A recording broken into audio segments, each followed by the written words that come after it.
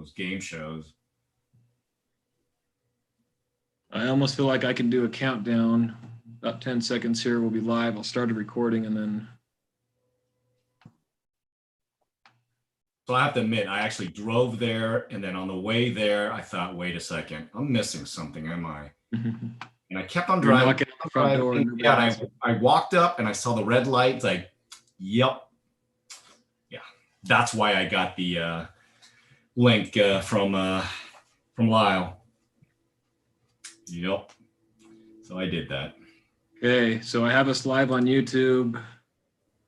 We're also recording now, so we can officially start this meeting. For those in the public who are attending, I'll just maybe give an introduction to how we're starting this tonight. This is the November 12th Planning Commission meeting for Kaysville City, and just past the 7 o'clock hour, so we'll get rolling. The commission and I were just chatting offline before we started that we do not have our chair present this evening. Commissioner Josh Sunloff had a conflict that he let us know about ahead of time. And we are also currently without a vice chair on the commission for the former Commissioner Hess, who moved out of state. And so our bylaws allow us, for the purpose of tonight, so that we can operate, having the Planning Commission elect a temporary chair to run this meeting this evening. So we will start the meeting with that. And I'll allow you to volunteer if you're interested. I'd like to make a motion to have Will as the pro tem. I was going to nominate Jared. Oh, I've already nominated Quan. Rock, paper, scissors, Will. Anybody second that motion? I second my motion to nominate Jared. Okay. Doesn't work. All Why right. don't- We'll start with why don't that. we Let's- nominate- Why don't we nominate you temporary pro tem tonight? And then we'll go with the vice chair next week, in the next meeting. Okay. So am I hearing we're nominating Commissioner Summercorn? Steve, is Correct. that your nomination for this I'll evening? second the nomination. All Okay, in we- favor, say aye. Aye. Anyone Aye. opposed? Aye. They figure you've got a lot of experience with this, Mr. Summercorn, after 6 months plus of COVID. So You know, Thank you. just haven't been on a Zoom thing today for 2 hours. I thought I'd get a break this evening, but doesn't look I've got you by 6 hours today, Will. Yeah, well, that sounds fun. Yeah. All right. Well, Lyle, have we got very many of the public on at this point? yeah, so we've got definitely a quorum with the commission, and I show 10 attendees from the public, Okay. including a member of our staff, Dan Jessup, who's on there, and several that I recognize from applicants, and there may be others. So as we go through the items tonight, as we've done in the past, we'll, at your request on the items as listed, if you're interested in public comment or to hear from the applicants, just let us know when you're ready and we will help you get them online to speak. Okay, very good. Well, let's begin our meeting then. Our first item on the agenda is the approval of the minutes from the October 22nd meeting. Hoping that you have all had a chance to look over those minutes. Are there any corrections or changes to those minutes that are needed? None that I could see, Mr. Chair. Pro tem. If no one has anything, then I would entertain a motion to approve those minutes. I'll make the motion to approve the minutes from the October meeting, 22nd meeting, By 2020. Steve To approve, is there a second? I'll second. And a second by Abby. Any other discussion on those minutes? All those in favor say aye. Aye. Aye. Aye. Anyone opposed? All right, those minutes stand approved. Okay, thank you. Our first business item on the agenda is a conditional use permit for a major home occupation B contractor located at 2164 South 100 East. The applicant is Chantel Allen. We'll start with our staff report. Lyle? I'm actually going to take the lead on this one. Can you? Great, Heather. All right. So the Allens are looking to do a contractor business. out of their home. They're looking to have a truck and trailer. They're going to park it in the driveway when they're not using it. No materials will be delivered to the home, no employees or anything, just having that trailer.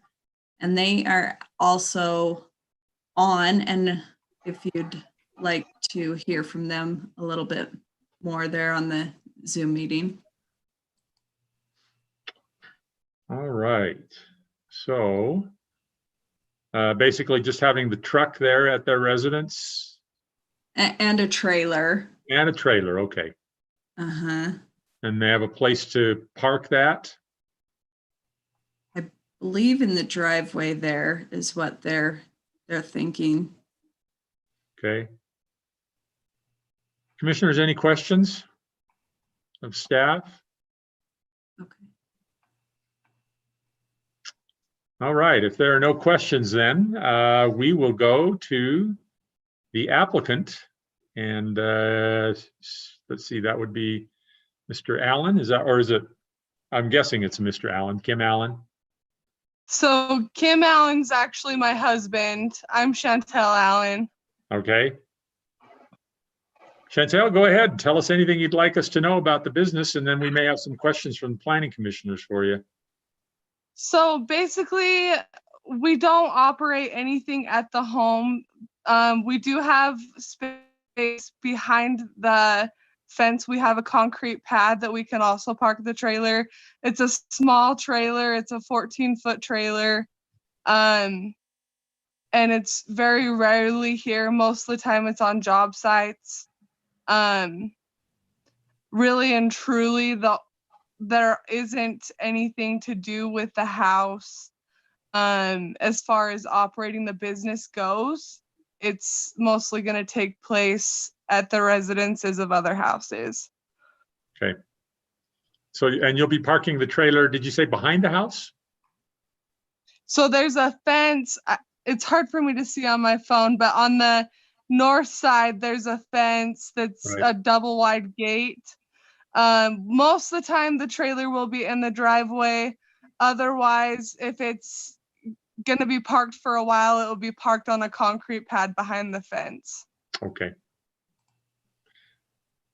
Commissioners, any questions of the applicant? Not seeing any questions, so, all right. Lyle, do we have anyone who is wishing to comment on this? Yeah, there's several online, so I'll open that up now. If there are any members joining us via Zoom that wish to speak to this item, you can raise your hand through your Zoom link there at the bottom middle of your screen, and we will see that and announce you and give you permission to speak. So anybody interested in doing so, please raise your hand at this time on this item.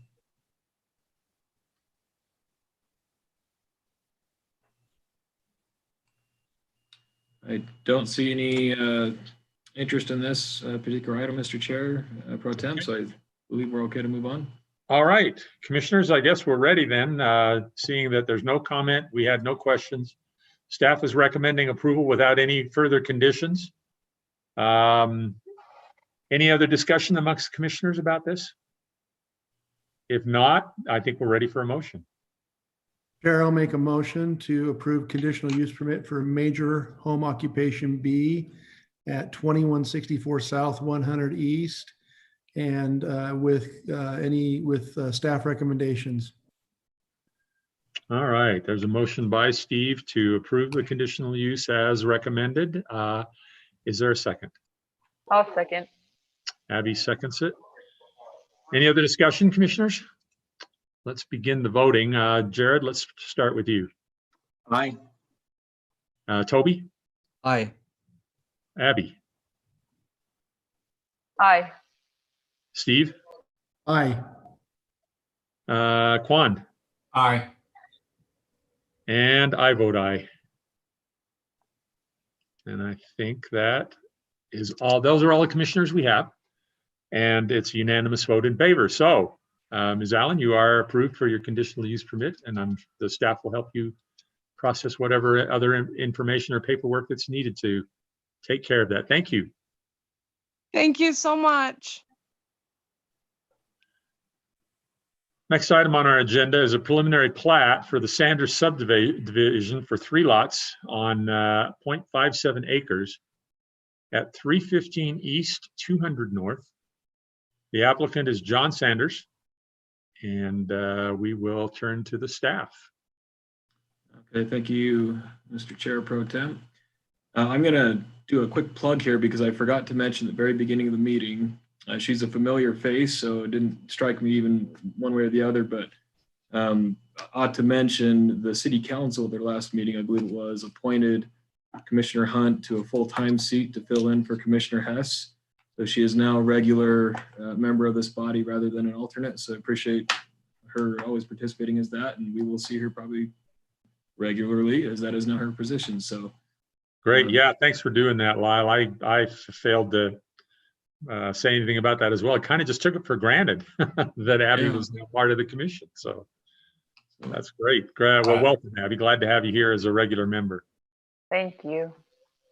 So after that small side note, which I think was important, back to the item as announced, the preliminary plat here for the Sanders subdivision is what we're considering this evening. The property is here located on the corner of Oak Lane, which is 3rd East on the north side, and 200 North. So the property is currently one that has 2 homes on it, which makes it pretty unique. It's one parcel, 2 dwellings currently on there, been around there for a while. And you can see on the aerial image pretty clearly on the east side of the property, there's an open area. And so Mr. Sanders, who's on, looks like the computer this evening, you can explain further what his intents are with your questions.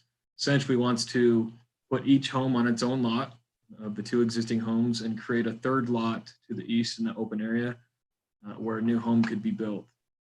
So here's the image. The scan isn't ideal on it, but lot 3 is where one of the existing homes is. Lot 2 is right on the corner with another existing home. Lot 1 would be for the new home construction at some point, which would allow for it. Each of these lots has the minimum frontage required for the R18 zone where they are located. They all have 8,000 square feet or more of square footage, so they meet or exceed the minimums as far as that concern.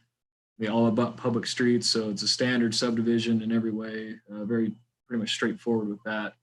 The property lines have been drawn so that they meet the setback requirements from the existing structures. And so this would, in my opinion, clean some things up by putting existing homes each on their own parcel based on the way our current ordinances do things, and then create that standard 3rd lot. And so with that, we're looking for a recommendation this evening from the Planning Commission to forward to the City Council on the preliminary plat. And be happy to take questions. Again, the applicant is available with us this evening if you'd like to speak with them as well.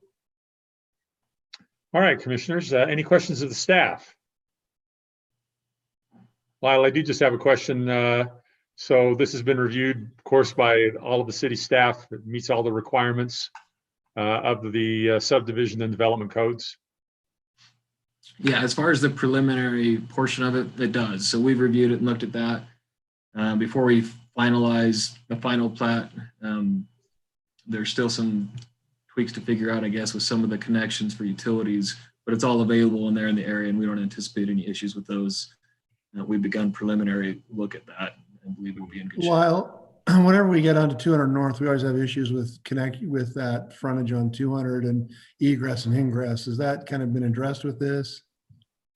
We have talked about that in the past. We've not, you can see all these driveways that front it. Granted, they're pre-existing. Do we want to add another one?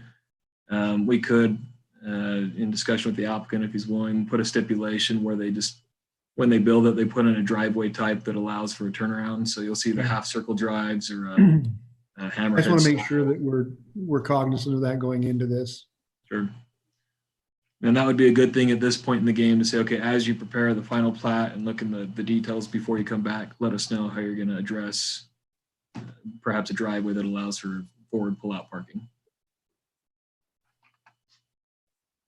Okay, any other questions? All right, if there are none, then let us go to the applicant. And Mr. Sanders, if you're here, we welcome you and ask you to give us any comments you have about this proposed application. Okay, I don't know if you can hear me, but Yes. the property has been there. The home was there in 1918. It's been a long time, or 1930s anyway. And the other home was moved there in 76. We made the subdivision back in 96, but we never recorded it because it was not feasible to do that. It would pay a lot more in taxes at the time. Now that my mother has passed away, we're trying just to divide the lots up and to sell all 3 parcels. And so the situation is that we have a buyer who wants to buy the property on the east. He knows the limitations to it. He can't build a duplex, things like that. As far as the road thing, I don't know much about why you can't cut a driveway into that, but I don't know his plans either. But I knew the other 2 homes are already established and everything should be cut and dried. So we just have to get a re-engineered survey, because basically the surveyor has gone out of business since 96, the Bowling Engineering Company. So that's what we're doing next, but it'll pretty much stay exactly what it is now. 8,000 square foot lots, with the larger lot being on the east. Okay, great. Thank you. Commissioners, any questions of Mr. Sanders? Okay, not hearing any questions. Thank you. Lyle, we have a public hearing on that, is that correct? Yeah, so it's not listed this evening as a public hearing, so that's something that certainly the commission, we generally do. Essentially, if anybody's interested in speaking to this item, if the commission's willing to hear comments, we can certainly open it up for anyone that would like to do so.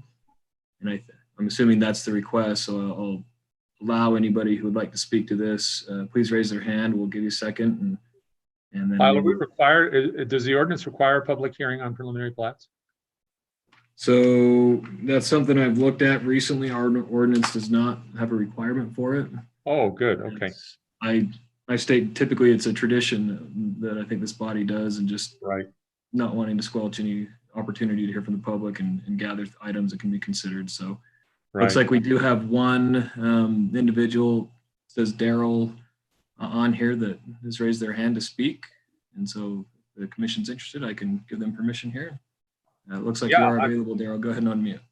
I think that's fine. Let's, as you noted, we're not required to hold a public hearing, but I think it's a good idea to go ahead and allow any comment that the public may have on that. So go ahead. Well, I'm John's brother, Daryl. I'm his older brother, and I'm the executor for the estate anyway. And so I just wanted to be a part of this, and we just want to do something for the family. There's 8 brothers and sisters that would like to, take care of this property, and there's a lot of interest from the community who would like to have some housing there. These have been rental properties, and it would probably be better if they weren't rentals, but actual homeowners that own the places. So anyway, that's all I'd want to say. Okay, great. Thank you. Is there anyone else who'd like to comment on this proposal? I do not see any other hands raised on this item, Mr. Chair. So I think we're covered the comments that are interested in speaking this evening. Okay, great. Thank you. Mr. Sanders, anything else that you'd like to add? No, I don't think so. Any recommendations that you have for us, we would like to try and incorporate things that are good for the community. I was chairman or president of the Kaysville Area Chamber of Commerce 26 years ago. So I do have a lot of interest in the city, even though I've lived in Cache Valley for the past 26 years. So anyway, we still love Kaysville.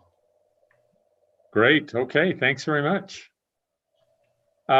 Commissioners, back to us. Any other questions or discussion about this? It sounds like it's pretty straightforward. Staff says it meets all of the requirements of the preliminary plat ordinance. So looks, as I say, it looks pretty straightforward. I don't know if you have any other comments. If not, I think we're ready for a motion. In this case, let's see. Lyle, we do a recommendation on this, right, to the city council? Yes, that's correct. My other comment is I would add a caveat on any kind of motion just to make sure that we include some sort of a driveway amendment. I see Quan nodding his head to make sure that that driveway coming off of 200 is identified how that's going to be taken care of on that plat. You, On the you mean final. to actually indicate on the plat where the driveway is going to be? Yeah, on the final. Okay. Well, that sounds like you ought to make a motion to do that, Steve. You know, I'm what? making all the You ask motions. the applicant if they're willing to do that. I'm just curious. Sure. Mr. Sanders, is that a problem for you to indicate on the plat where the driveway will be? Well, the only problem I see is whoever buys the property may want to, do whatever he wants with it, but we could put a preliminary kind of thing in there showing that that would be the intention to meet that requirement. How, Perhaps one way we could bridge that, commissioners, I'll throw out as an idea for you. We can place a note on the plat specific to those lots that states a driveway that allows for pull forward access onto 200 is required. And that would allow flexibility for whoever builds to do that as appropriate based on their exact home, but Perfect. still ensure the requirements met. Lyle, yeah, is I that think good? that's a better thing than actually indicating where the driveway is going to be, is just that requirement. Does that get recorded then with the county with the plat? Yeah. My recommendation would be it'd be right on the plat. So as you look at the subdivision plat, it's a note on the lot, so that we don't have to dig through multiple documents to find it. Perfect. Yeah, that makes a lot of sense. So Lando, you're okay with that if we just make a recommendation on the plat? Yeah. Okay. So I'm trying to think how we write that. I think if you just include that in the motion, the staff will make sure that's taken care of. And you will get to see it as the planning commission when they return with the final plat to make sure it satisfies what you expected, Commissioner Lane. Yeah. Okay. So I'm going to make the motion for preliminary plat recommendation for a Sanders subdivision for containing 3 lots on 0.57 acres at 315 East, 200 North, with the recommendation that on the final plat, there is a note for how the driveways are recorded in the plat. All right. Is there a second to that motion? I'll second that. Was that Quan? Yes. Okay, Quan seconds that motion. Any other discussion to the motion, commissioners? All right, if not, then let's vote on this. Toby, we'll start with you. Aye. Abby? Aye. Steve? Aye. Quan? Aye. I vote aye. And Jared? Aye.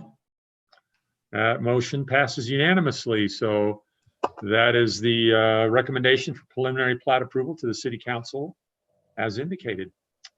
Thank you very much. All right, our next item on the agenda is a final plat for the Parkway subdivision phase 2 at approximately 650 South Deseret Drive. The applicant is Privet Barrow LLC, and it is a PRUD project. But with that, let's go ahead and turn to staff. Okay, thank you. So as introduction to this, let me get over to the piece of ground on the map for you to view. You'll recognize the site. It's one we've dealt with multiple times over the past year. This is Deseret Drive between I-15 and Deseret Drive, just south of Boondocks. You can see at the very top of the map. The under construction right now is phase 1, which is approaching a point where homes may go vertical. They haven't been out there. And developers of that are looking to put in a few more homes to the north of it. We just recently, as a planning commission, went through the preliminary plat process where we looked at the development agreement. You may remember within that, it originally showed homes actually lining Deseret Drive rather than this east to west configuration. And it included, I think, 22 homes as shown here in the preliminary. This also received the go-ahead from the city council as far as the preliminary and their approval. And so in pursuit of following that, page 1 of the plat, but page 2, the final plat here that's been presented, the applicant has taken some of their feedback into account. And what they've actually shown here is the same configuration. They reduced the number of lots from 22 down to 19. Their explanation, they're on this evening, they could maybe give more detail, but it's just they felt they got better lots for the homes that they were trying to build. They wanted a little more variation in their product. There's open space up against 200 Deseret Drive. So partly over a pipeline where that accounts for, but it provides for some green space. They've also created a new open space between lots. I think that's 6 and 9, so 8 and 9 it must be. It's a little fuzzy, isn't it? But and I'll show you on the landscape plan is where a playground feature is provided, and then additional open space on lot 4. And so you can see a little more clearly where that open space is and how that would shake out here on this plan. With the amenity provided, the sidewalk along the south side of the street. Staff's recommendation was simply that final plat be approved, but with 2 stipulations, that the sidewalk be continued just to meet up to the tot lot along lot 209, and also that this section here up against Deseret Drive. Can you guys see my mouse? Yeah. Okay. Include sidewalk as well to continue north. So with that, the other items have been reviewed by staff. We brought it without those being 100% ready. The other utilities and items have been reviewed, and we've met with those providers. They're in good shape. It would just be another month to change a drawing to show sidewalks. So we felt comfortable if the commission is recommending with those 2 stipulations before you tonight. So with that, I'll close my remarks and return it to you, Mr. Chair Pro Tem. Okay, thank you. Commissioners, any questions of staff on this?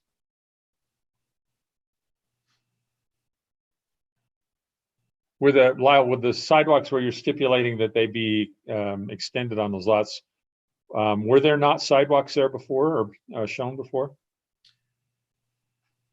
Correct. So in this plan, when we received it, we've sent the comments back to them, but the plat doesn't often deal with this, but you can see in the landscape plan, it's just shy of the sidewalk on it, and the same here. So my feeling working with the applicant was rather than wait for updated drawings and delaying them getting on this meeting this evening, was to work with you in discussion on, we'll just watch for that on the back end of staff before we give them permission to construct. Okay.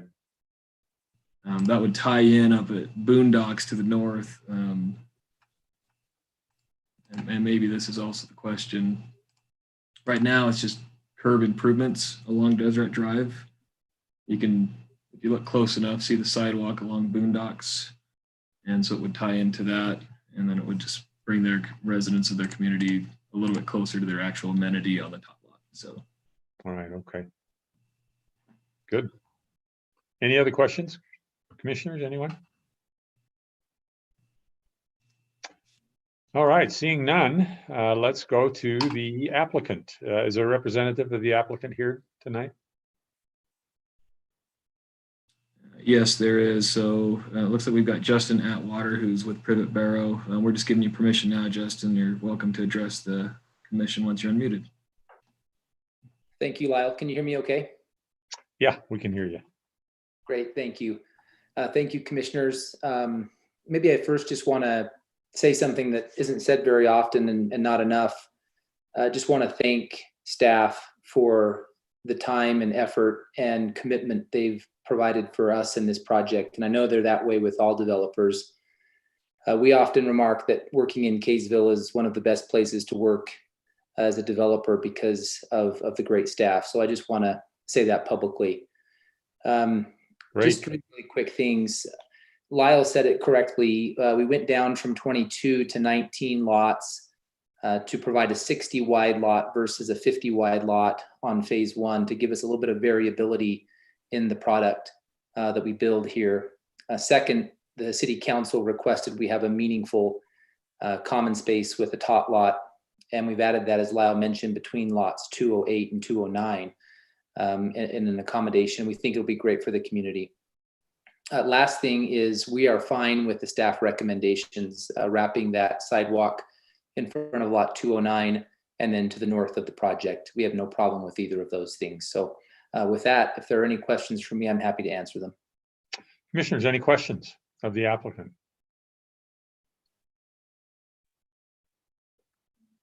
Looks like you get a pass, Mr. Atwater. Nobody's got questions for you, so Thank you. that's great. Okay. Again, with that, as Lyle noted earlier, we're not required to have a public hearing for this item, but we are willing to go ahead and hear if there are any comments from anyone here that has an interest in this item. Lyle, is there anyone who would like to make a comment on this?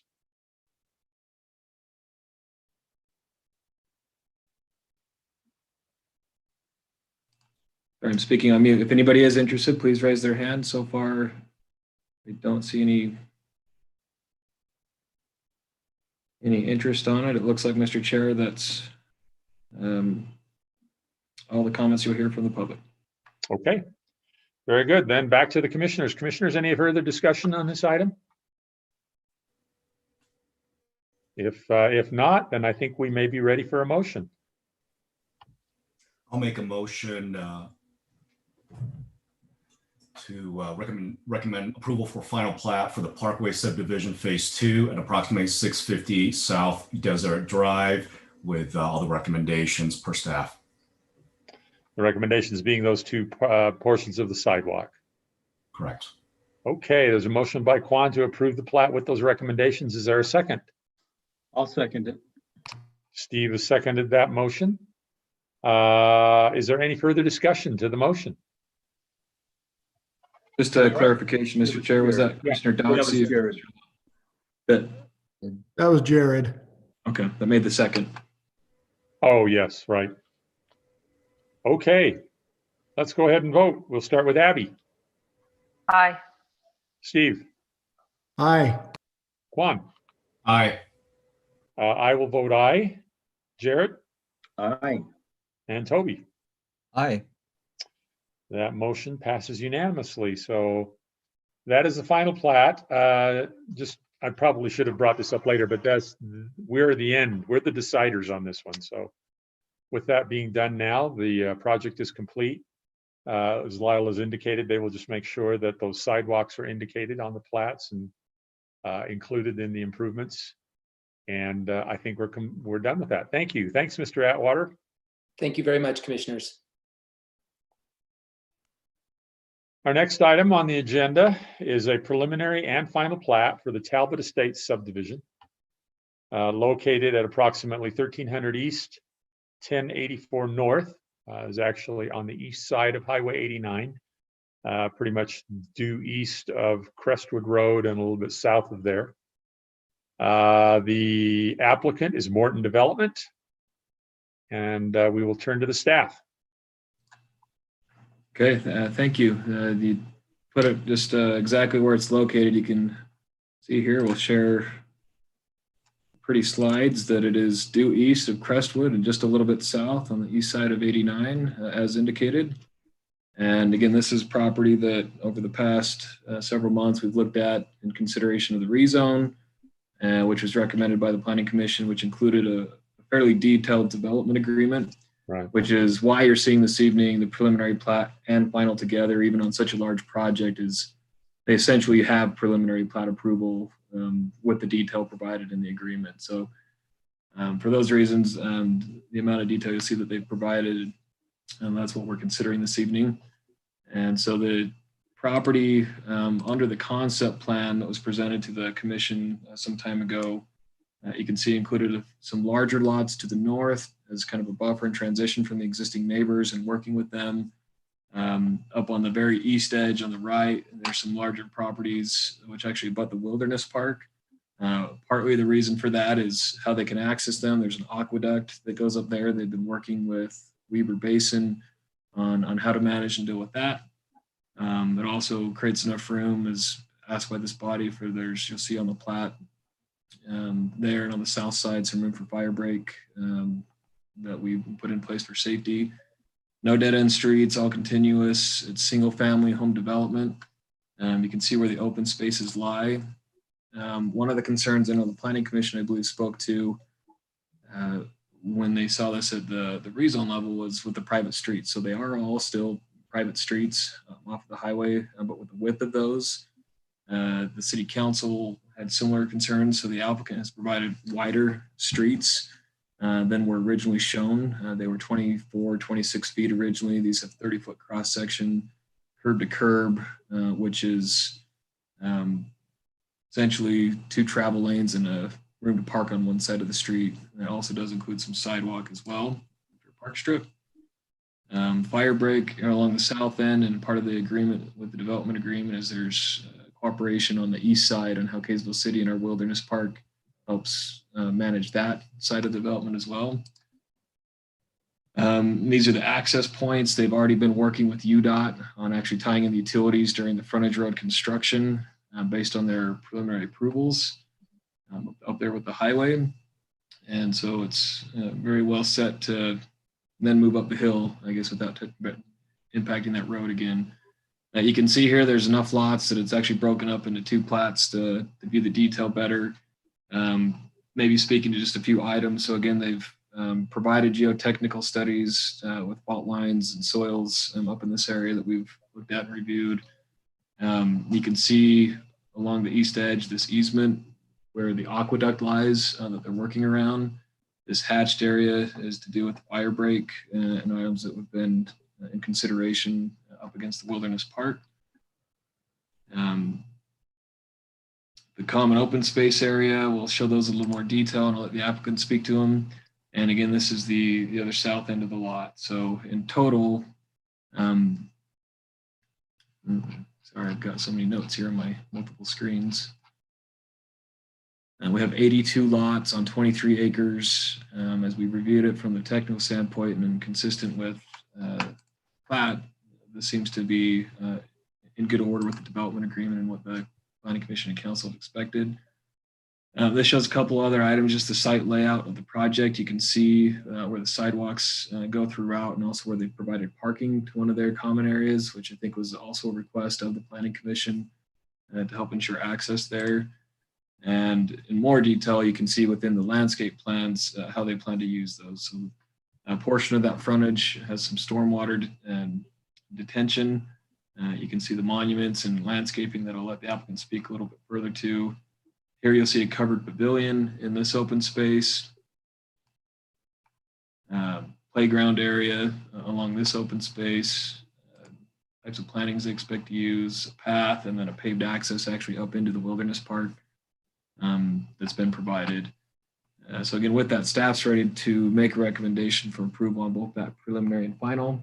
We look for motions on separately from the commission, if you desire, on the preliminary as a recommendation to the council, and then also on the final plat. With that, I do know we have the applicant here this evening. I'll close my remarks and allow the commission and the applicant to speak further to this. All right, thanks, Lyle. Commissioners, any questions of the staff with regard to this proposal? Lyle, tell us again how's the access to the Kaysville Mountain Wilderness Park? Sure. It's probably best seen on these original concept plans since it's not split up. So it's in the southeast corner of the project. You can see that here, which, in fact, this is better. So there's essentially a service road of sorts that goes through the Wilderness Park. Right along here, this would provide access up to it in that area. And hopefully that helps you orient where that's being proposed. Right, yep, okay. Great, all right. Commissioners, any other comments, questions?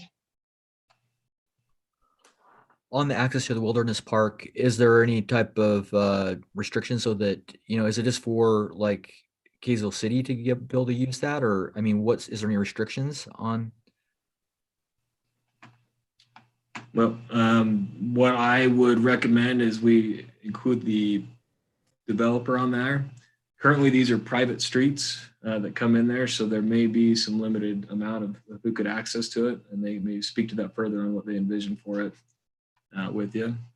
So, I mean, if you're willing, Commission, I'll see who's raising their hand and we'll have one of them speak to that.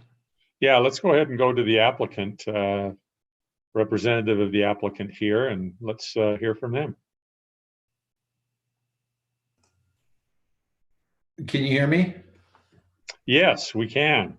Lyle and commissioners, thank you so much. This is Dave Morton. I first and foremost wanted to take a moment and thank staff for all of their efforts.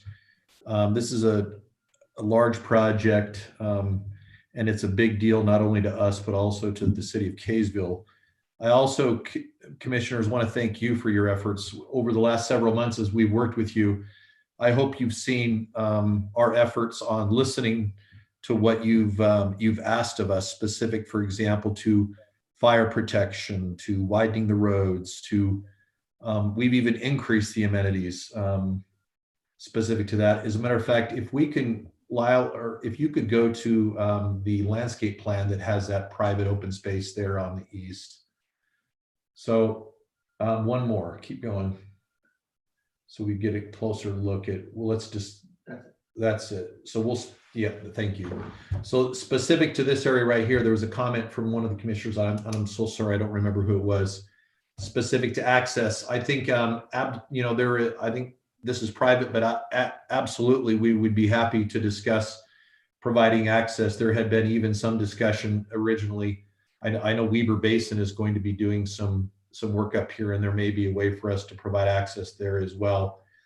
This is an example, though, of where we've, in our opinion, gone above where we were originally, where this is now a much larger area of open space.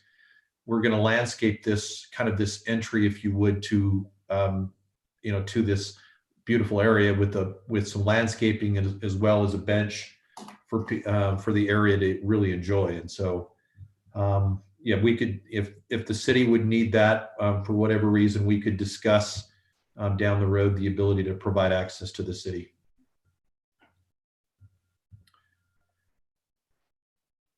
Any other questions for me?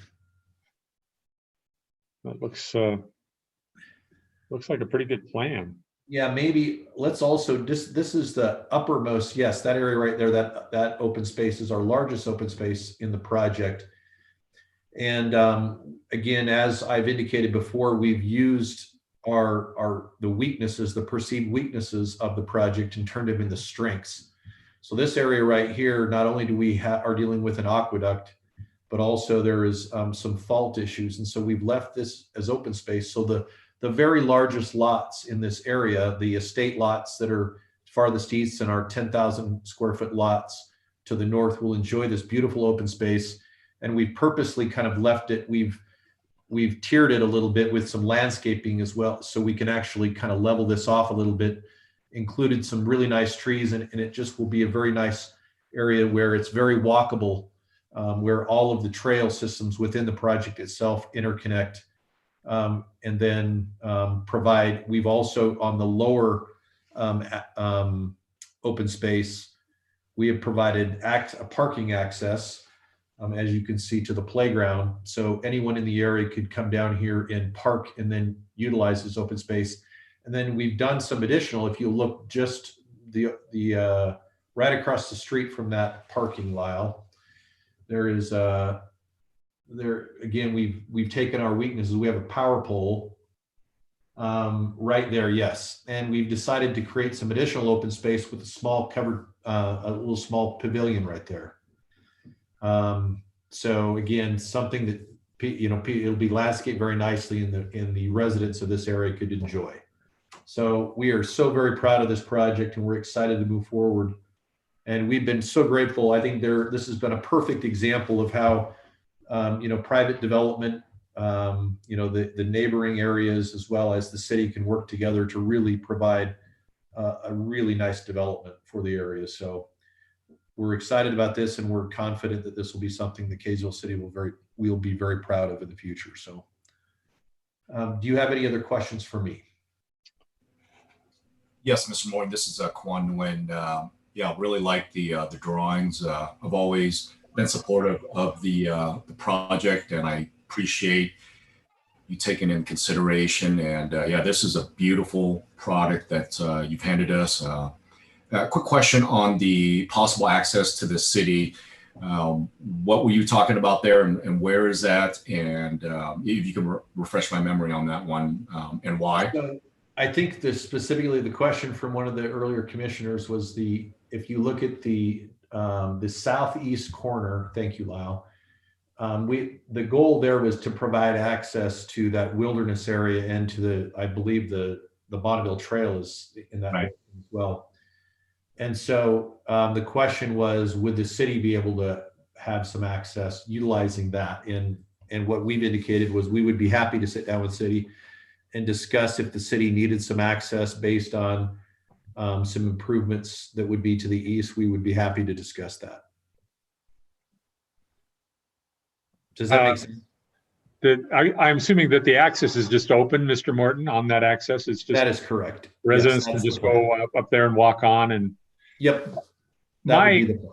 my question for you is, knowing how popular that Wilderness Mountain Park is and how popular the trail usage is up there, once people figure out that they can access from here, I'm wondering if you're going to have an issue with people coming into your development here and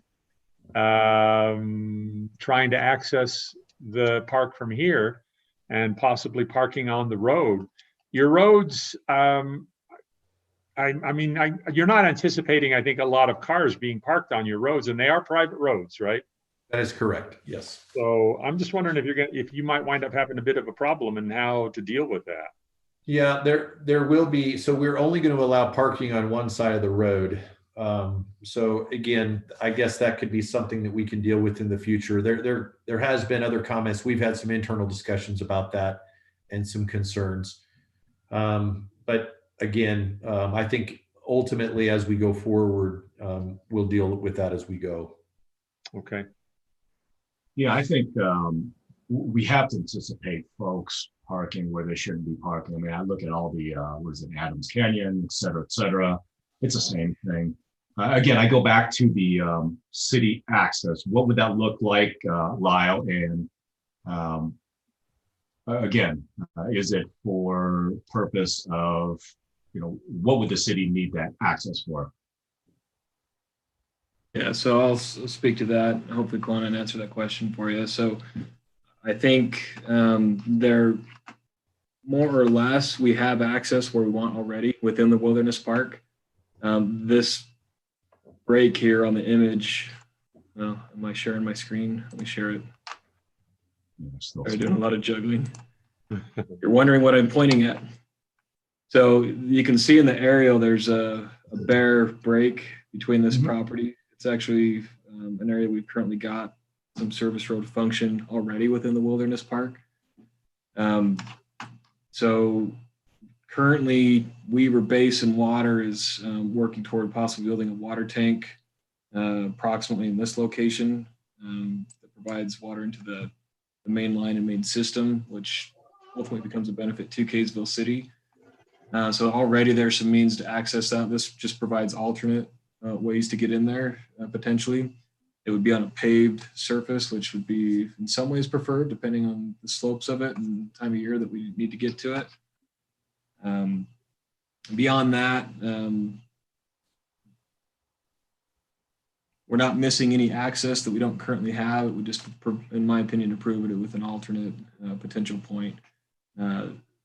It's wide enough in the way it's been proposed. It can serve for larger vehicles as far as width. Primarily, it's a recreational type access for trail users is the main intent. It just has a bonus function in case we can't head in there from the south. Right. So that would be maybe for firefighting, perhaps. Is that what we're thinking about? And that's part of what this road is it right. Functions in tandem with the restrictions on their subdivision to help create the fire break that our fire chief needed from this development to feel comfortable that they'd be safe. And just another point, I can't quite get there on this map, but So the commission's right. The trail's a popular area. The Wilderness Park is fairly popular. We do already have a park and trailhead area in this location, so it's primarily where the public would go. I'm not saying people won't find the other part through these private streets, but we recently put in a new bridge up in the Wilderness Park and are working on a improved trail connection up to the Bonneville Shoreline Trail. So probably something fun I could email you about that if you haven't been following that we're working on. So because of that new trail connection that will head through this area with the bathrooms and the parking at the public park trailhead, hopefully that would absorb most of the public's interest in it. Hopefully doesn't make the concerns I think Commissioner Summercorn expressed, which are reality, as bad as they might otherwise be. So I volunteer at the range right there, and so during the summer I do see an uptick, but it's not that bad as far as folks being there. Again, going back to Mr. Morton, you said that you were open to talking to the city about that. So what would your, I guess, discussions be? I mean, what are you willing to do, et cetera, if you don't mind me asking? Well, I mean, I think on a limited basis, we would be happy to provide, the city of Kaysville access based on, but it sounds, I mean, up until now, I think the city has always indicated their access has been positive or good outside of this. There's some other alternatives, as we've discussed with the city early on in this process, as far as trying to control traffic or even access to some of this. And that is with, this could be gated since it's a private community.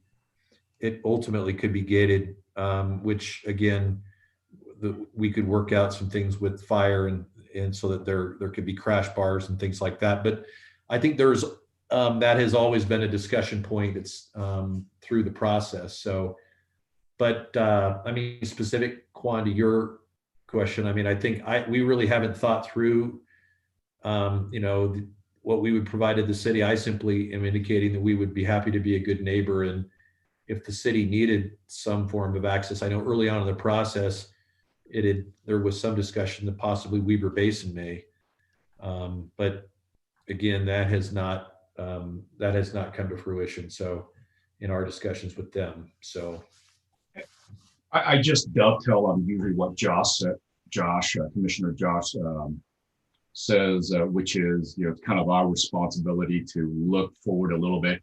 So I think about, 2 summers ago when there was a fire on the bench. I hike those trails on a regular basis, and it's amazing that we actually have not had a fire with all the campsites there. So I definitely lean towards the ability for us, meaning EMS, I should say, to access that road. I am, I'll make the motion to approve this, but with that stipulation that a little bit stronger language, and the other commissioners can help me. But I feel strongly on that one. Like I said, love the development, love what the product that you're bringing out there. Wouldn't mind moving out there myself, but I think the access road is a sticking point for me. So let's, if the other commissioners can help me, or Dave, this morning, if you want to help us put the language. Absolutely. Yeah, we could do that. We'd be happy. And again, that's one of the reasons, again, why it is as wide as it is currently right now. And so we would be happy to be able to work some language specific to that. And so we can work with staff on making something they're comfortable with. Okay. So commissioners, I will make a motion, but can you guys help me with the verbiage here? So what would the verbiage be on my motion? Well, let's hang on because we haven't see if there's any public yet, and we'll get there shortly. It's okay. We don't have to. Calm down, Gunny. So we're fine. Commissioners, any other questions of the applicant? Okay, seeing none. Again, we are not. Thank you, Mr. Morton. We are not required to hold a public hearing, but we're willing to hear if there's anyone here who would like to comment on this. Lyle, are we showing anyone who would like to comment? Well, just remind everybody, anyone with interest, please raise your hand as you push the button on your screen here through the Zoom format, and we will watch for you to give you permission. We still have about 9 attendees, so I'll give you just a moment to do that.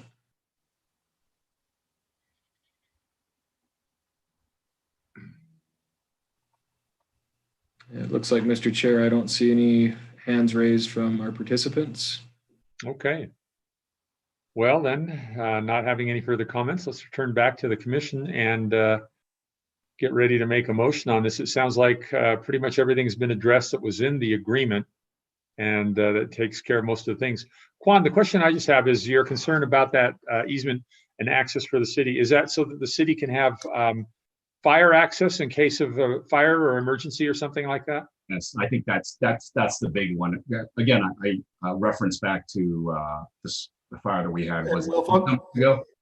And I'll kind of parrot that with Quan. I think the county needs the county buffer on that too, with that rural urban interface, having a place there also, so we can get like a brush truck up in there if we needed to also. Right. Okay. That's all I'm concerned about, is whether it's us, county, or state getting in there for a fire. Like I said, it's I'm really surprised that that park is beautiful. It's fun to be there. I see a lot of people camping out there. Having said that, so far, knock on wood, we've been lucky not to have somebody. I hope I can jinx us, considering how 2020 is going.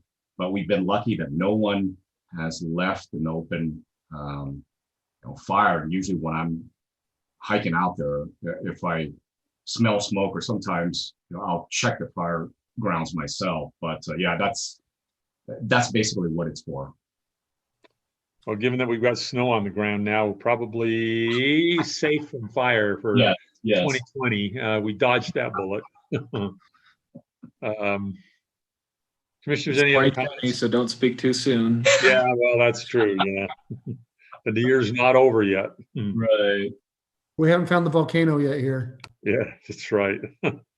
To that point, Commission, I know Commissioner Glenn asked maybe the best way to accomplish that. We could work with our attorney, but again, it would be, in my opinion, and we would just put an easement on the plat itself. Easement. Okay. Public safety access, for that specific purpose. If the applicant's open to that, that puts it in stone, very clear where that's at, who's got the ability to utilize it. Yeah. I don't think there's a need for public utility type access over it. There wouldn't be lines in it, but just simply using it as a road.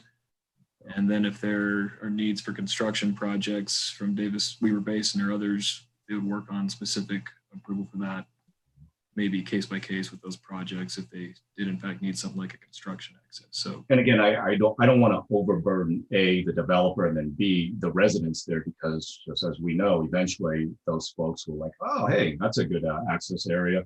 And I've seen the easements like that where it's blocked off. It's for emergency vehicles only. There's a gate there. There's a lock. I'm more than if that is the way that we go to protect the future residents there from unwanted access, the better. Yeah, I think that can be accomplished. All right. Okay. If there are no other comments, I think we ought to handle it this way. Again, it's a preliminary and a final plat. We probably ought to do separate motions for each. The preliminary plat would be a recommendation to the council, and the final plat would be subject to approval by the council of the preliminary plat. So with that, is there anyone willing to make a motion? Quan, it sounded like you were building up to it. I am. I'm ready. I was hoping I could do 2 in 1, but you kind of burst my bubble there. Yeah. So I will make a motion to recommend approval, the preliminary plat for the Talbot Estates subdivision, approximately 1300 East, 1084 North. Again, correct my language here, with notes from staff working with lawyers to have an easement there for emergency services. Is that correct? An easement for the city. Yes. Yes. Okay. Is there a second to that motion? I'll second. Abby seconds that motion. Any further discussion to that motion? Let's begin the vote. Steve? Aye. Quan? Aye. I vote aye. Jared? Aye. Toby? Aye. And Abby? Aye. All right, that motion passes unanimously. That recommends on to the council the approval of the preliminary plat as noted. Now we also are being asked to give a to pass a motion for final plat approval. That motion would have to be subject to the city council's approval of the preliminary plat first. I'll make a motion to approve the final plat for the Talbot Estates at approximately 1300 East, 1084 North, on the condition that the city council approves it, or with the stipulation. Approves the preliminary plat. Yeah, approves the preliminary plat. Okay, is there a second to that motion? I'll second. Steve seconds that motion. Any further discussion to the motion, commissioners? Seeing none, let's go ahead and vote. Quan? Aye. I vote aye. Jared? Aye. Toby? Aye. Abby? Aye. And Steve? Aye. All right, that motion passes unanimously as well. All right, Mr. Morton, looks like you're approved and ready to go on to the council, so thank you very much.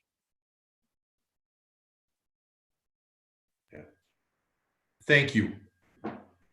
All right, let's go on to our final agenda item, business item for the night.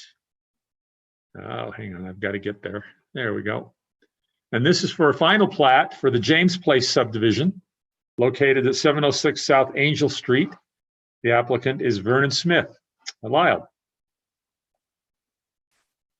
And there's an introduction to this with a brief apology. The family's on this evening and we simply mixed up multiple names in what we gave you, Mr. Chair. So you read exactly what we gave you, but Alan Smith, rather than Vernon, is the applicant, and there are others of this family. So, all right. I don't think that'll hold us up from any business we're conducting tonight, but they didn't know they had a new family member, so we apologize. Okay. The subdivision plat, it's been a while since the commission's actually seen this. And again, we're looking at the final plat this evening because previously we have had approvals on the preliminary. In fact, we worked with the Smith family. Anybody who drove around Smith Lane and Angel Street in recent history remembers a little bit of construction that took a little while to complete. And we coordinated with them based on the preliminary plat to get utility connections and things in, so we weren't tearing up the new road, and that's been taking place. So here you can see the roundabout by Snow Horse Elementary, and the property in yellow is what's under consideration. There's an existing home on site, just the one home currently, and they have their preliminary approval intact and in place for these 6 total lots. And so as we've worked with them on technical detail and preparation for final plat, working on the utility connections and locations. That's in good order and good place. Everything is consistent with the preliminary. It's in an R1 LB zoning district, allowing for a little bit of variation in lot size, but all lots meet or exceed the frontage requirements and the minimums, and it's well under the two per acre that the zoning would allow, so it's all consistent with that.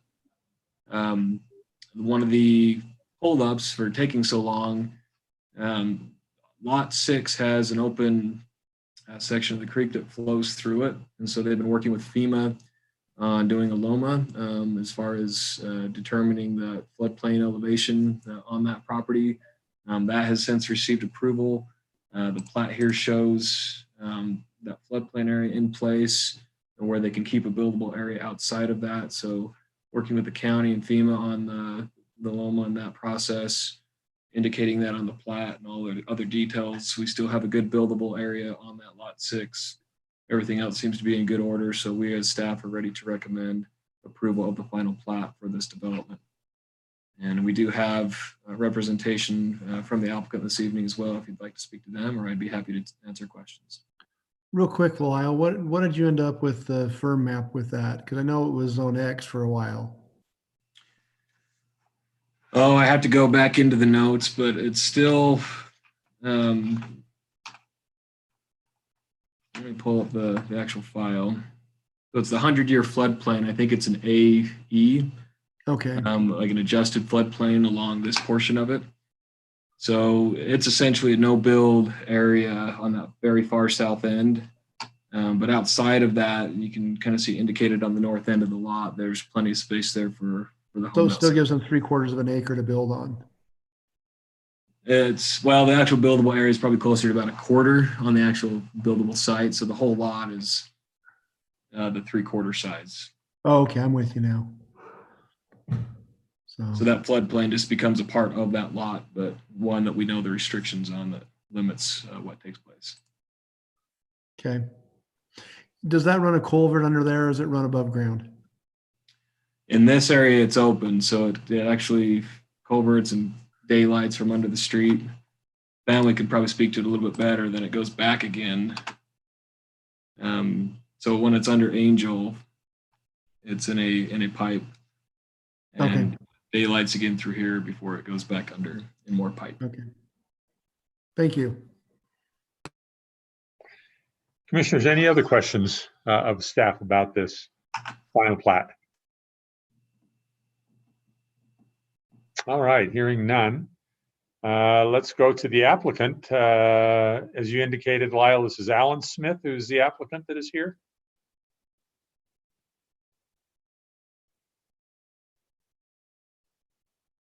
Lyle, you're on mute. Thank you.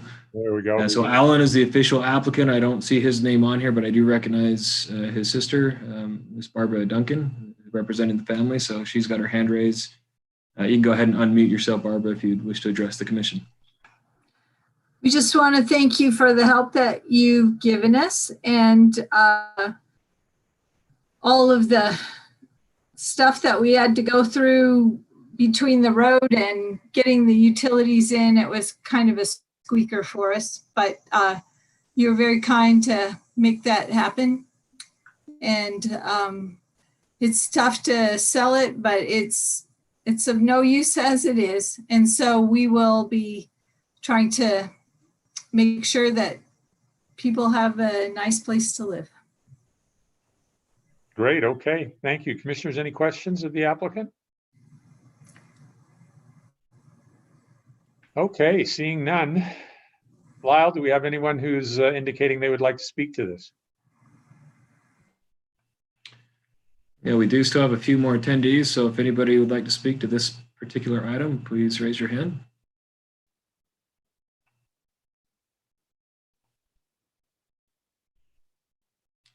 It appears, Mr. Chair Pro Temp, that is the extent of our comment and interest from those attending this evening. I see no further hands. Okay. Okay, commissioners, it's back to us where, again, this is a final plat. This is usually pretty much just a formality where all of the items that have been identified in the preliminary plat, they're addressed. Lyle has indicated those have been done. And the FEMA issue has been taken care of, and it looks like it's just at this point just a matter of giving approval to this final plat. So unless there are any other comments, I think we're ready for a motion. I'll make a motion to approve the final plat for the James Place subdivision by the Smith family at 706 South Angel Street with the recommendations of staff. Motion by Toby to approve the final plat as indicated. Is there a second? I'll second. Steve has seconded that motion. Commissioners, any other discussion to that motion? All right, let's begin the voting. I will vote aye. Jared? Aye. Toby? Aye. Abby? Aye. Steve? Aye. And Quan? Aye. All right, that motion passes unanimously. Final plat approval for the James Place subdivision is approved. So thank you very much.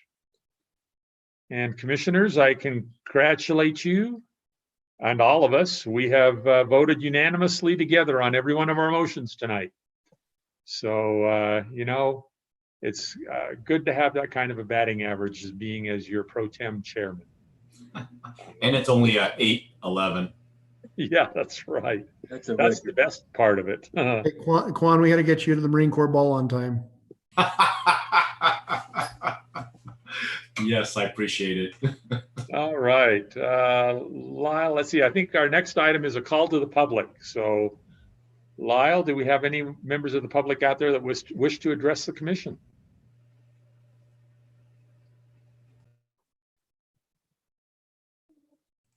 Unmute myself. Yeah. Those who are still in attendance, this is a time if you wish to bring any items, comments before the planning commission. We can give you a few minutes to do that. And if you wish to do so, please raise your hand. We'll give you the ability to present.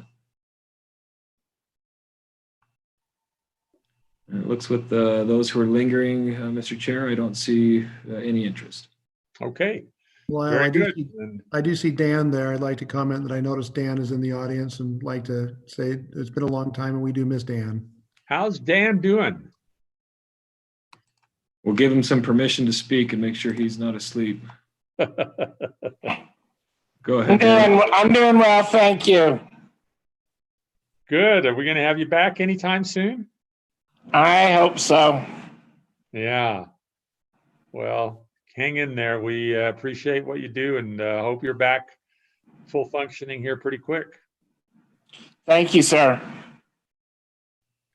All right. With that, then, Lyle, we'll turn it to you. Other matters. Yeah, so to start, I will simply encourage the Planning Commission, if you haven't already, to take note of the general plan input process that we're currently under. And so while my screen is shared, I'll probably just very briefly walk you through how to find it.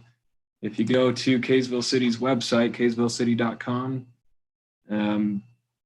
you can find links to it. The link we've been pushing out to everybody is kaysvillecity.com/workshop, which also takes you there directly. And, you know, this one's probably not as fast as some of the other processes that we've done with this event and others. It may take 15, 20 minutes of your time to, probably at a minimum, to go through it. It can take a little bit longer. Read about it, learn about it. The consultants put it together in this story map type format where you can walk through some different guiding principles. Admire my internet speed connection here with the flashing lines if it ever loads. You can look at the future land use scenarios, different things that have come based on the input received at this point. So yeah, it looks like none of it is going to pull up. I've got so many things running here behind running this show. But talks a little bit about some ideas that they've looked to explore based on the comments received at this point. And what's of interest, maybe I'll just point to this first scenario. A lot of the comments received, really identified, probably no surprise to the commission, some concerns with really changing, we'll call them areas next to existing neighborhoods and single family homes and such. So most of this focuses growth in different ways on some of our major streets and different corridors. So you'll find that as you look at the different scenarios, there are 3 of them. It speaks a little bit to the data of what these might look like if you were to pursue them. And we're opening this up for comment for the next couple of weeks until the end of the month. So our vast amount of public, if they're still watching this, if you haven't already done it, please, kaysvillecity.com/workshop. We hoped to have an in-person open house earlier this week, but with the global situation and pandemic, unfortunately, we had to cancel that.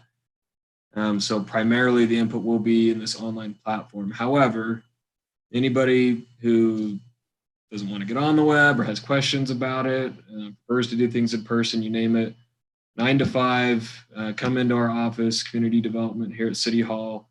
We've got some of these maps up. We're ready to chat with you about it. We have comment cards and ability to take your input. So hopefully we get, to give that opportunity to anybody to give comments, and any circle of influence that you have with friends, neighbors, community groups, etc. please let them know and encourage it. The more input we get, the better. And next steps after this are just going to be, let's see what we get. So if we don't feel like we got enough feedback, we'll find more ways to get that. If we have some good input to go off of, that will inform how the process proceeds. But it's an interesting part, and really kind of looking at considering how might we move forward as a city with areas we have left to grow to, and how will that happen? So any questions on this, maybe as you've had a chance to look at it, or about the process I can answer at this time? You getting much response at this point, Lyle, or is it still pretty slow? So I haven't checked with the consultant yet to know how many have done it. We started pushing things out Tuesday, I think it was, as just our first hit. And we're going to hopefully a few times a week find different ways to keep getting on people's radar so it doesn't die off too much. I'll get some feedback by the end of this week. I'll inquire tomorrow, or if not by Monday, see if I can let you know how many we're hearing from. And so there's no, you're saying that it goes through this consultant. There's no way to publicly post questions and that being answered and having visibility, transparency in what's being asked. Is that what we're saying?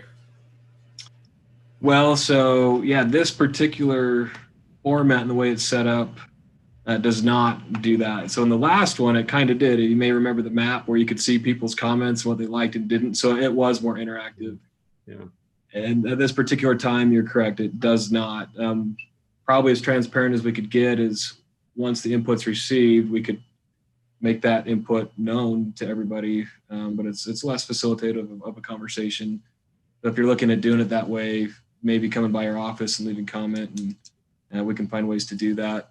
I can let the consultant know that's of interest. There may be some ability to push that in some fashion. Maybe just on Facebook with your friends, you can have some of that conversation and pass along those comments. Yeah, I'm just surprised. I mean, was there a reason that we decided not to have that format?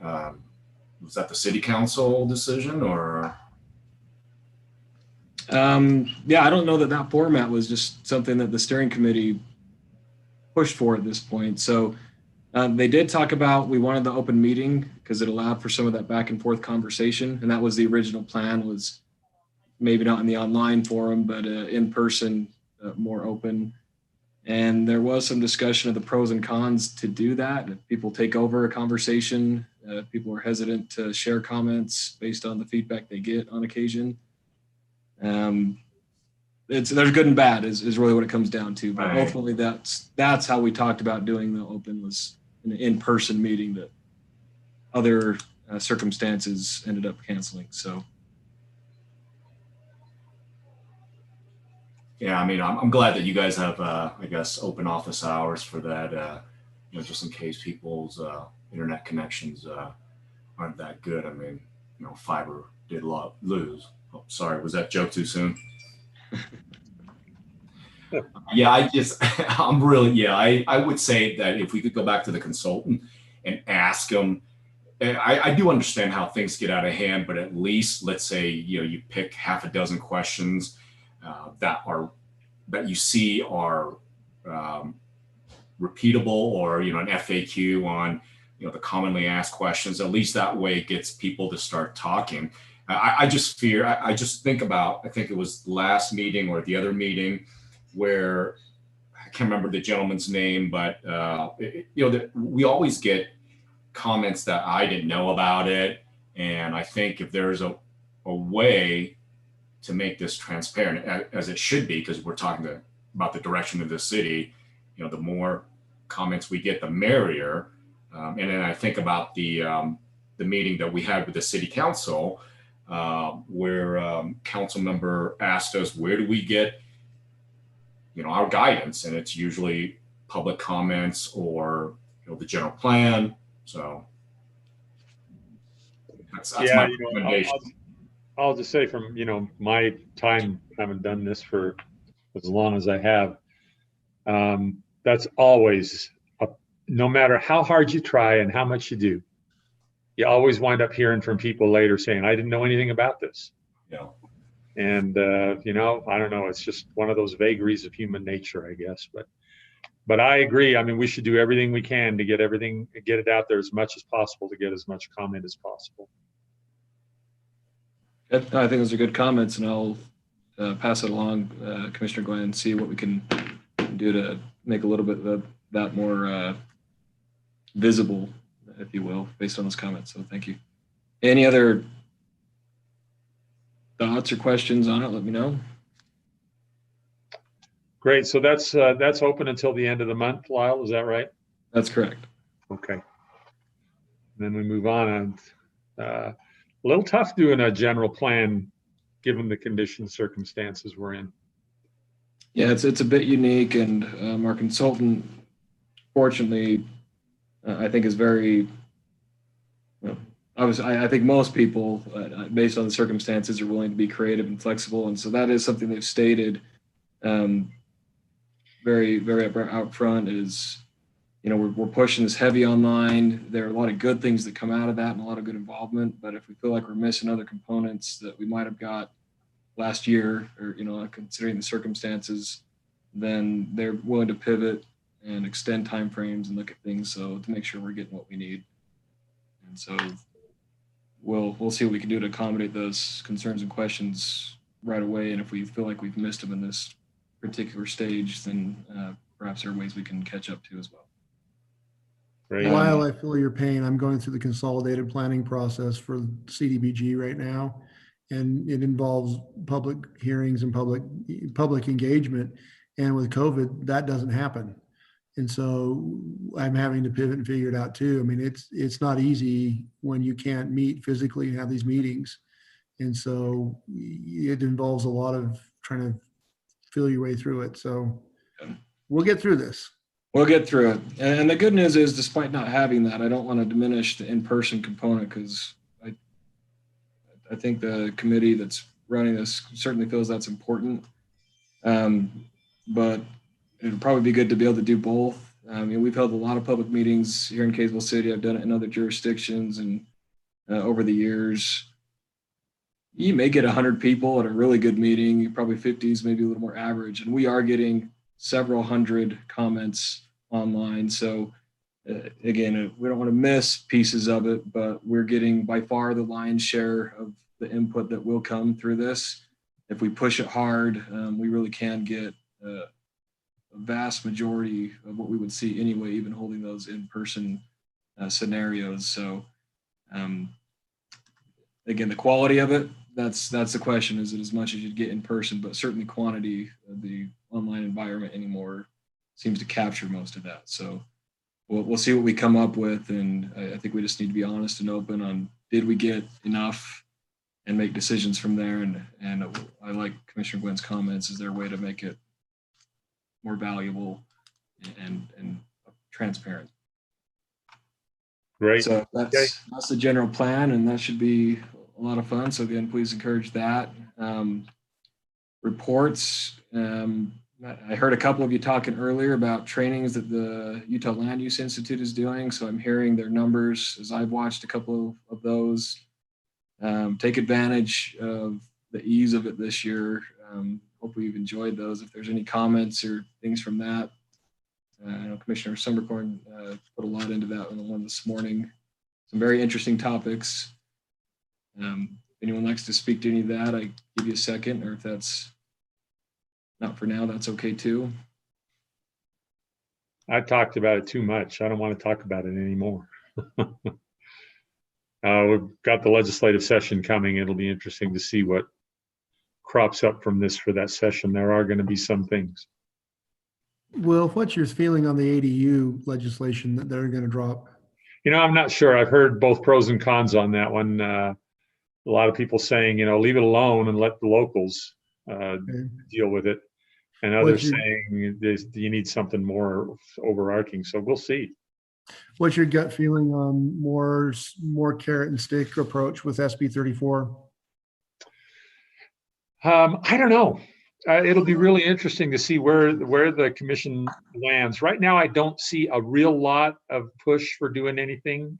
You know, dramatic, particularly like some of the other states that we talked about this morning. Okay. But having said that, I think there will be some things. They'll probably be fairly minor, but I think we'll see some things. I sit through the homeless stuff and through the housing's a part of that. And it's interesting because Senator Anderegg has a hand in that. And they were talking about housing this morning. They anticipate changes coming. Mm-hmm. You know, so I think we will see some legislation. Yeah. Regarding particularly affordable, what I call now attainable housing. Yeah. Yeah, agreed. Okay. What else, Lyle? Well, I think just with that, remind the commission 2 weeks from today is Thanksgiving. So we have previously We have a meeting, right? chosen not So to we're meet meeting at Will's house for pie. Pie night at the Summer Corner residence. Yeah, boy, I got to tell you, Pie Night is probably not happening this year. Yeah, no kidding. Yeah, stay safe. Beyond that, I will see in December if we're in this format, if we're back in person. At our next meeting, we'll plan on voting to elect a vice chair to replace Commissioner Hess, who's no longer here. So if you want to think about whether you'd like to nominate yourself or someone else, be prepared to do that. We had a fun time before the meeting saying we're all tired of campaign such, so maybe nobody wants to campaign. Well, I'm waiting for Kwan's signs to go up around the city for electing him for vice chair. The only signs I have are these. Very nice. So Lyle, just looking at our calendar, I mean, we do have Thanksgiving in 2 weeks, so there won't be a meeting then. Our next meeting will be December 10th, I believe. 2 weeks after that is Christmas Eve. We obviously won't be meeting then. And if we wanted to have, there is a fifth Thursday, but that's New Year's Eve. So sounds like we'll probably only have one more meeting between now and the end of the year. That's my expectation. I think we'll be okay if, tonight we had one or two, add sidewalk, little details that we would have maybe normally had polished up before we brought it to you, but knowing we're skipping meetings, if the commission's okay with, the 99% detail being polished up in-house, we can do that. And then as long as we know as staff, we can let applicants know, here's the timing we're working with, and typically that's not a big deal. It's also not the busiest time of year for projects in my experience. So I was going to say, you're probably not seeing much coming through right now. Right. Yeah, we got some of these big things kind of wrapping up and going, the number of subdivisions you just saw, but I think we'll be fine to function that way. If there's a change, we'll reach out to you if there seems to be something that needs to be met on. But I believe we can manage that if that's okay with the commission on just one meeting. Okay. Anything else? Commissioners, any of you have anything? Okay. Sounds like we're ready for a motion to adjourn. So moved. And a second. Second. And without debate, all in favor say aye. Aye. Aye. All right, all. Thanks very much. We will see you all. Sounds like in about 4 weeks. Again, have a good Thanksgiving, all, as limited as it may be.